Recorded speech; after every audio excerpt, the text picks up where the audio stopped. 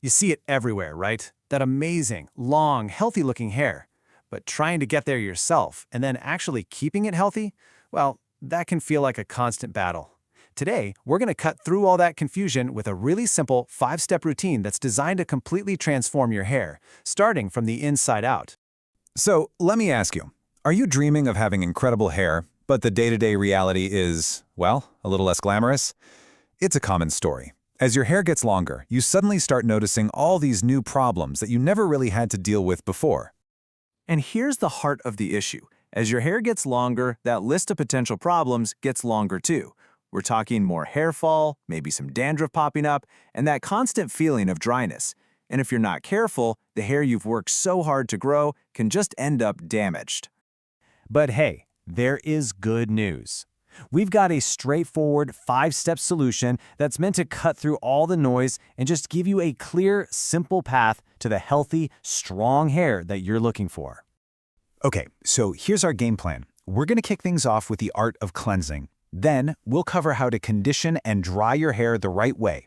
After that, we're going to dive into a modern approach to oiling. This one might actually surprise you. And we'll finish with what is honestly the most crucial step of all, fueling your hair from within. All right, let's jump right in with step 1, cleansing. The number one thing to remember here is that healthy hair always starts with a healthy scalp. You know how it is. We are constantly being sold shampoos that promise miracles. More thickness, incredible shine, you name it. But let's just simplify this. A shampoo has one job, and one job only, to clean. Its entire purpose is to get the pollution, dust, and sweat off of your scalp. That is it. So think of it as just a cleanser, not some kind of miracle cure in a bottle. So the big question is, how often should you actually wash your hair? Well, it's not one size fits all, because it really depends on your lifestyle.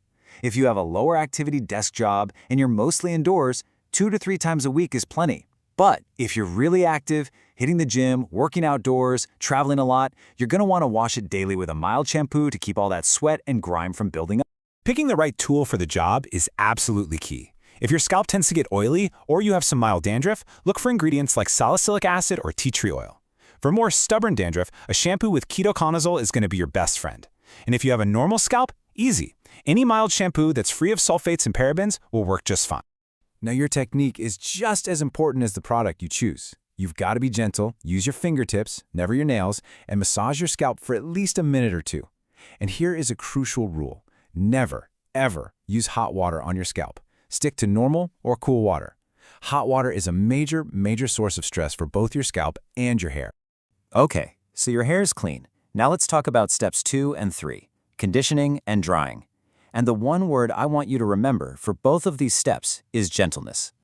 You ever wonder why your hair feels so dry and almost, rough right after you shampoo? It's a super common feeling, and there's actually a very simple reason why it happens.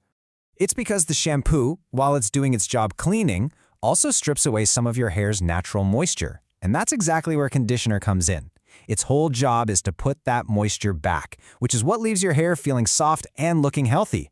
And a quick tip, try to avoid those 2-in-1 products. A separate conditioner will always give you way better results.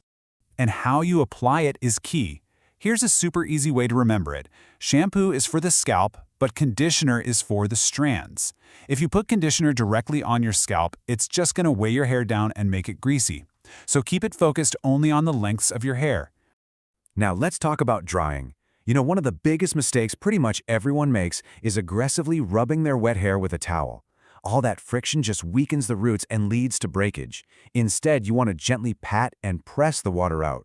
A microfiber towel is a fantastic investment here because it absorbs so much more water with way less damage. And hey, if you use a hairdryer, the same rule applies. You want to avoid extreme heat, so always use the normal or the cool setting. Just like with hot water, hot air is a huge stressor for your scalp and your hair. Next up is step 4, the modern oiling method. The guiding principle here is really simple. Less is more. And I'll tell you, this approach might just challenge everything you thought you knew about oiling your hair. I mean, just listen to this idea. You must have heard since childhood, apply oil on the scalp. That's wrong. That's a pretty bold claim, right? So let's break down the reasoning behind it. So here's the new way of thinking. Your scalp already produces its own natural oils. In fact, it has one of the highest concentrations of oil glands in your entire body, so adding more can actually clog your pores. The modern method is way simpler. Just apply 2 or 3 drops of oil to your hair strands, not the scalp, after showering. This adds moisture and shine right where you need it. And if you already have an oily scalp, definitely avoid heavy oiling, and never, ever leave it in overnight. We've covered all the external care, but now we get to the final, and I would say the most foundational step. Step 5 is all about fueling your hair from the inside. Here's the simple fact that changes everything. Your hair is 90% protein, a specific protein called keratin. This means that true, effective hair care isn't really about what you put on your hair, it's about what you put in your body. To build strong hair, you have to feed it the right building blocks. You've got to start with protein from sources like eggs, chicken, and lentils, then add in healthy fats from things like almonds and walnuts to keep the scalp moisturized. And finally, make sure you're getting a wide range of vitamins from foods like spinach, carrots, and citrus fruits. Every single component works together as a team. And beyond your diet, we can't forget the lifestyle basics. Staying properly hydrated, that's about 7 to 8 glasses of water a day, is so crucial for preventing a dry scalp. And please do not underestimate the power of good sleep and managing your stress, because stress is a very well-known trigger for hair fall.